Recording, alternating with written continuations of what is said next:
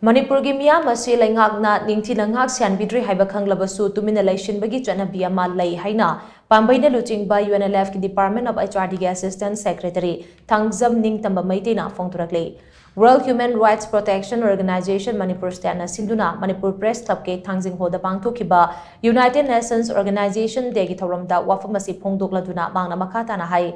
Malemda lairiba mipum khudingmak punna hingminnagadabani haiba wakhalon leizarabasu malemgi mafam kayada senjau paibasingna lairabasingbu tuhatpiba amade lo leina mioibagi hak phonggoinabagi thongdo kaya chathari thawong ase Manipurda su chathaduna leiri masigi mayek laraba khudamde mamang chahigi me ahumdagi kuki khulai paibasingna Meitei gi yum kai kaya maithaba amade micham yam hatbagi thabak chatharagliba sini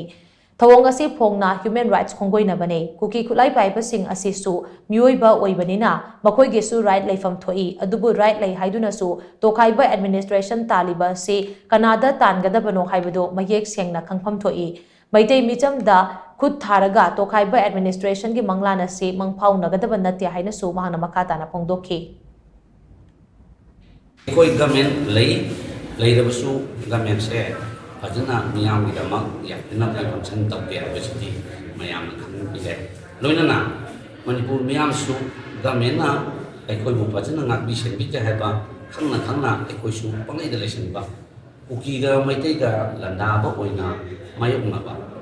masida oina satharaga leiba mase sumdi aikoi mioiba amna mioibagi hingbagi hakse kadai da leibagi haibase aikoi punna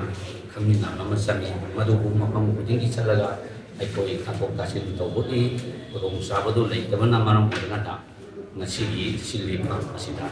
hakse CBS koina sevani aduga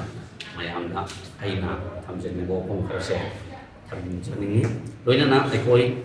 ingba tarabadi masak masu thongna ingba jati ama koi baise aikoi leiba Manipur leiba ilongi aikoi kuding maki ai pada tawte ada ba orang aduni haina tamjake Thawramaduda Universal Mothers Organization ki President Moirangthem Sorojini Leima Anoba Sanmilon ki General Secretary Namirakpam Yaima Meitei Yellomi Kanbalup ki President Angom Loken Federation of Civil Society ki President Thoiding Zamanihar Indigenous People of Manipur ki Vice President Kuman Them Chandramani Live Visual International ki President Angomcha Araba, Manipur Women Federation ki President Khundong Bam Sini Leima, Pro Business Solution Private Limited ki Director Yumnam Samananda Meitei amade, Meitei Pangal Council Manipur ki President Haji Arafat Ali Tampakna Maruiba Mitunglen Singwena Saruyaki.